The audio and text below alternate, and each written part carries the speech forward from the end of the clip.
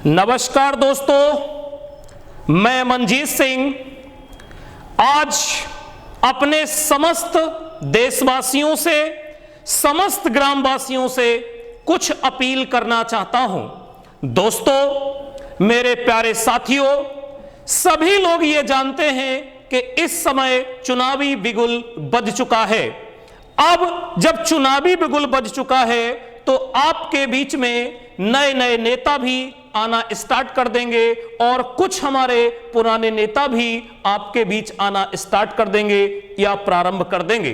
तो दोस्तों, इस बार आप लोगों को अपना प्रत्याशी बहुत सोच और समझ कर चुनना है कि आपका जो प्रत्याशी है वो शिक्षित होना चाहिए, क्योंकि दोस्तों इस समय डिजिटल का जमाना है। हर चीज आपका डिजिटल हो चुका है, हर चीज डिजिटल हो चुका है। तो आप दोस्तों एक ऐसे प्रत्याशी का चुनाव करें जो पढ़ा लिखा हो, जो शिक्षित हो, जो आपके बच्चों के भविष्य के बारे में सोच सके, जो आपके ग्राम सभा के बारे में सोच सके, आपके गांव के विकास के बारे में सोच सके, महिलाओं की सुरक्षा के बारे में सोच सके और युवाओं के रोजगार के बारे में सोच सके।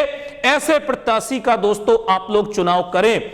और आपकी नजरें इतनी तेज हैं, मैं जानता हूं कि ग्रामवासियों की नजरें इतनी तेज होती हैं कि वो पहचान सकते हैं कि कौन सा प्रत्याशी सही है और कौन सा प्रत्याशी गलत है, लेकिन वो किन्हीं कारणों से और किसी दूसरे के दबाव में आकर के एक ऐसे प्रत्याशी का चुनाव कर लेते हैं जिससे गांव का विकास नहीं विनाश होता है और आपके बच्चों का भविष्य उज्जवल नहीं होता बल्कि खराब हो जाता है।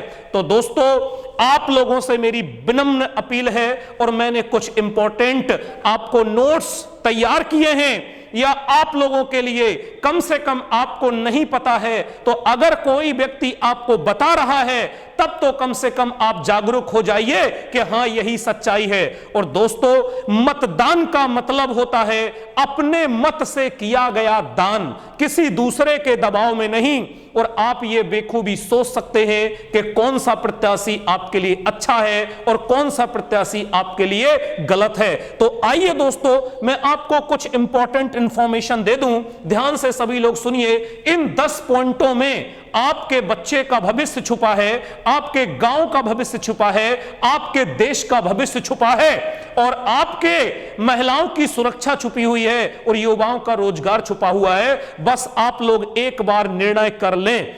दोस्तों, मैं आपसे एक बार पढ़ के सुनाऊंगा कि आदरणीय समस्त ग्रामवासियों से अपील, ग्राम प्रधान चुनने से पहले निम्नलिखित मौलिक प्रश्न स्वयं से अवश्य करें।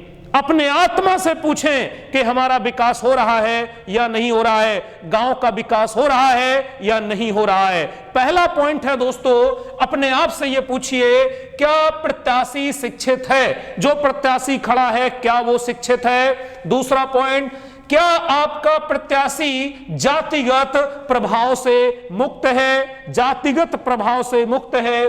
तीसरा, क्या आपका प्रत्याशी किसी भी भ्रष्टाचार और दलाली से दूर है?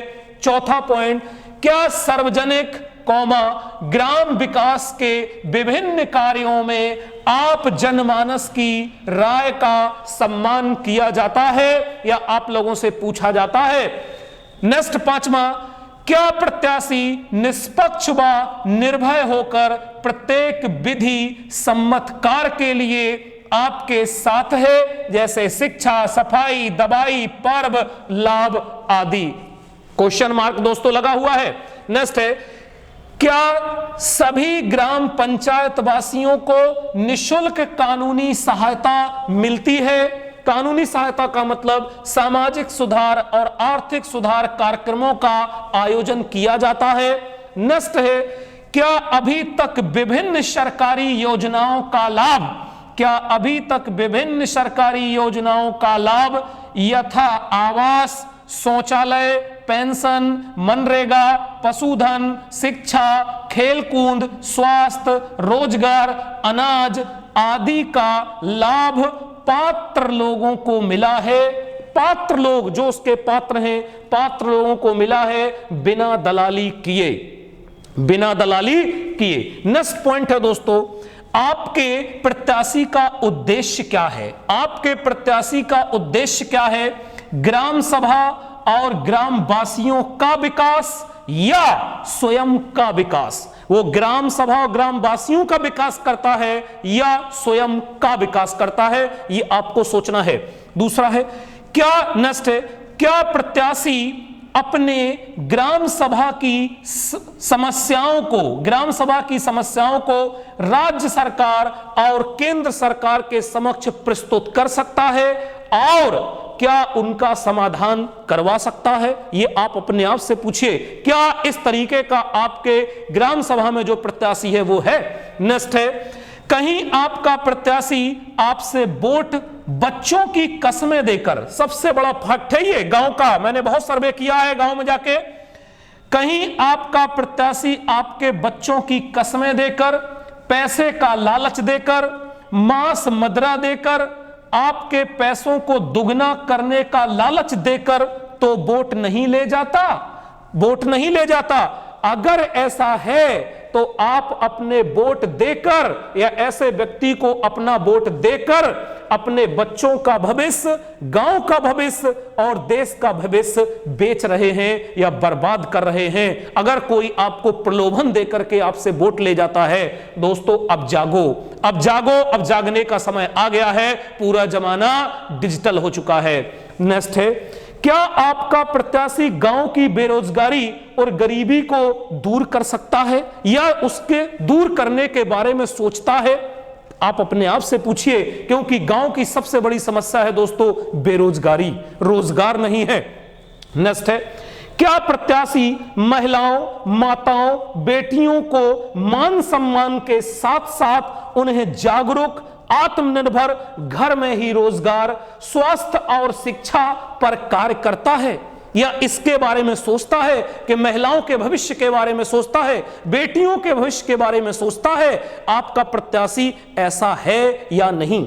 लास्ट में है, ध्यान से सुने सभी लोग, क्या गांव की दिशा और दशा पर, क्या गांव की दिशा और दशा पर पंचायत घर में पंचायत बैठती है? आधे से ज्यादा गांव में जाकर के आप देखो तो जो पंचायत भवन सरकार ने बनवाया है उसमें या तो बकरी बांधी जाती है या तो दोस्तों उसमें लोगों का भूसा भरा हुआ है।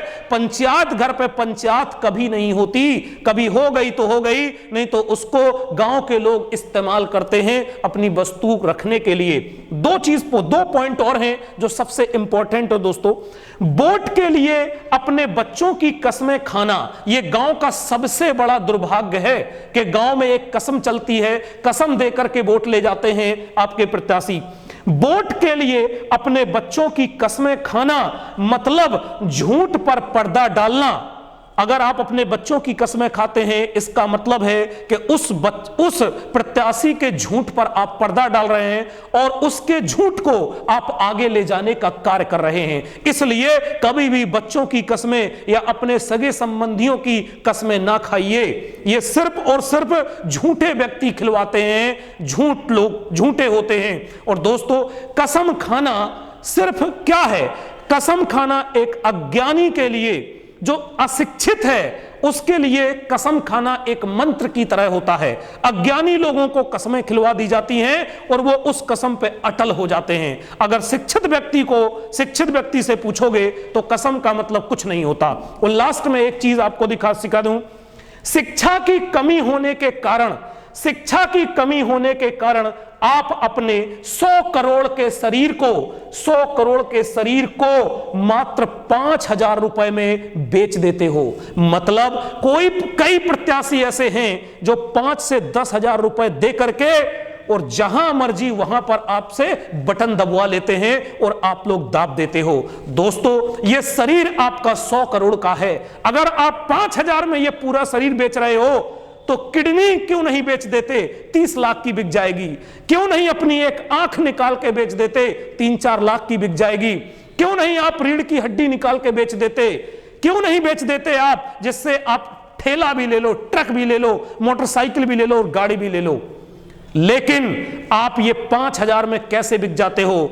थोड़ा सा किसी ने आपको पिला दिया, आप कैसे मोटिवेट हो जाते हो? क्या आपके बच्चों के सपने नहीं हैं? क्या आपके माता पिता के सपने नहीं हैं? उन्होंने आपको इस तरीके से पाला है पोसा है, और वही आप अपने बच्चों के साथ करते हो। दोस्तों, आप अपने बच्चों के भविष्य के बारे में सोचिए। गांव में शिक्षा का स्तर क्या है, रोजगार का स्तर क्या है, स्वास्थ्य का गांव में स्तर क्या है, सफाई का क्या है, और दोस्तों प्रतियोगिता का क्या है। क्या गांव के लड़के, क्या गांव के बच्चे तेज तर्राक नहीं होते? क्या गांव के अंदर हुनर नहीं पाया जाता? गांव के अंदर तो इतना हुनर पाया जाता है, लेकिन वो धीरे धीरे हुनर खत्म हो जाता है, उस हुनर की हत्या हो जाती है। और ये जो ऐसे हमारे प्रत्याशी बन जाते हैं, वो सिर्फ, पहले आपने सुना होगा दोस्तों कि पहले प्रधान का मतलब एक सेवक होता था, लेकिन आज लोगों ने इसको क्या बना दिया है, प्रोफेशन बना दिया है, या दलाली का अड्डा बना दिया है। जैसे ही प्रधान बन जाते हैं, इसके बाद गांव वालों को बेचारे थोड़ा सा चूरन की तरह बांट देते हैं। कहते हैं तुमको हम कॉलोनी दे देंगे, कहते हैं तुमको हम नाली बनवा देंगे। अरे भैया, तुम क्या बनवा दोगे? ये तो गवर्नमेंट की योजनाएं हैं, सरकार की योजनाएं हैं कि पात्र लोगों को पक्के मकान दिए जाएं, तुम अपने घर से थोड़ी दे देते हो। तो दोस्तों, ज्यादा मैं आप लोगों का समय ना लेते हुए आपसे अपील करूंगा और हाथ जोड़ के मैं आपसे विनती करूंगा, क्योंकि जो बेसिक नींव होती है वो आपकी ग्राम सभा होती है।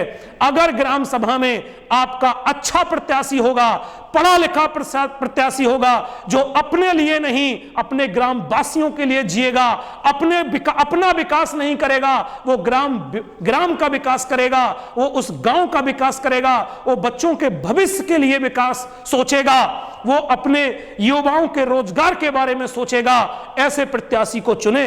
अभी तक आप 70 साल हो गए देश आजादी के, कसमें खा करके वोट देते आए हो, लेकिन मैं आपसे वादा कर रहा हूं दोस्तों कि इस बार अगर आपने अपनी आत्मा से पूछा, अपने कलेजे पर हाथ रख के आपने वोट दिया और उस प्रत्याशी को चुना जो रियल में पढ़ा लिखा है और रियल में आपका विकास करेगा, तो आपसे वादा कर रहा हूं कि आने वाली जनरेशन, आने वाले बच्चे आपको याद करेंगे और आपके बच्चों का भविष्य बनेगा।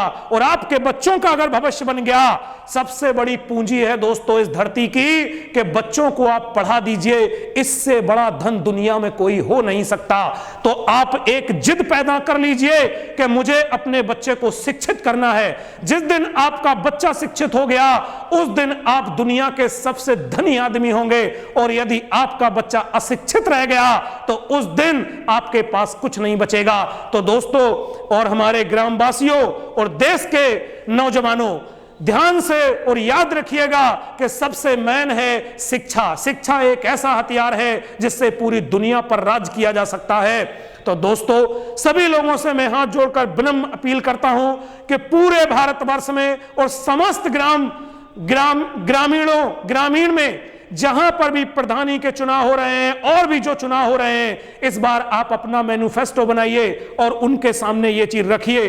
पैसे का लेन देन मत करिए, दारू मत पीजिए, उल्टी सीधी चीजों के चक्कर में मत पड़िए, नहीं तो आने वाली आपकी जनरेशन खराब हो जाएगी। और ये नेता जो आपसे वोट लेकर के जाएंगे, ये लंबी लंबी गाड़ियों में चलेंगे, इनके बच्चे कहीं बाहर पढ़ेंगे, अच्छे स्कूलों में पढ़ेंगे और अच्छा खाएंगे, अच्छा पहनेंगे, लेकिन ग्रामवासियों आपसे हाथ जोड़कर विनम्र अपील है कि ये लोग आपके ही मत से, आपके ही वोट से ये तरक्की करते हैं और आप लोगों को ये भूल जाते हैं। आपके बच्चों के बारे में ये कभी नहीं सोचते, आपकी माताओं बहनों की सुरक्षा के बारे में कभी नहीं सोचते, ये आपके रोजगार के बारे में कभी नहीं सोचते। बहुत सारे तो प्रधान मैंने ऐसे देखे हैं कि दोस्तों ये लोग अपना बिजनेस चालू कर देते हैं, और आप देख लीजिए कि जो प्रधान एक बार बन गया, उसके पास आप समझ सकते होंगे कि संपूर्ण चीजें हो जाती हैं, घोड़ा गाड़ी, ट्रैक्टर, ट्रक, ठेला,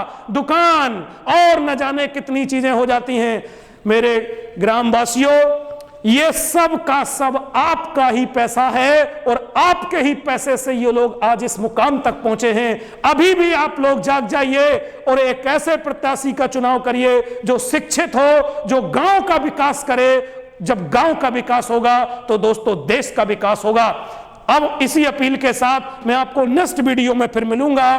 तब और जिनको भी ये वीडियो जो लोग देख रहे हैं, सभी से मेरी हाथ जोड़कर विनम्र अपील है कि इस वीडियो को अपने सगे संबंधियों में अवश्य भेजें, जिससे कि एक मुहिम चलाई जा सके और अच्छे प्रत्याशी और शिक्षित प्रत्याशी इस देश में आए, इस ग्राम सभा में आए, जो हमारे बच्चों का भविष्य बनाए, हमारे गांव का भविष्य बनाए। आप लोगों से विनम्र अपील है। फिर मुलाकात होगी नेक्स्ट वीडियो में। जय हिंद, जय भारत।